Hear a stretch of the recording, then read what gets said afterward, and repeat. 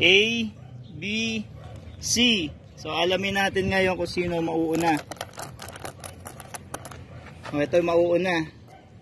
Sige, buksan mo.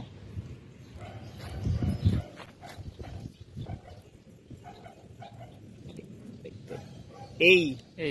So mauuna to. Pangalan nito? Kay Bjorn. Okay. Bubunot ng pangalawa. So ito yung pangalawa. Uy. B. Sunod-sunod. So A, B, C. Sunod sila. Katest muna. C. Hindi, saksak test muna tayo. Okay. Wala. C. Ayan, C. Ayan, okay.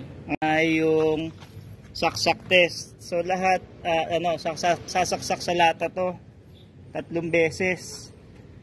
So makikita natin dyan kung gaano katigas yung mga blades nila. Tapos sunod, doon tayo.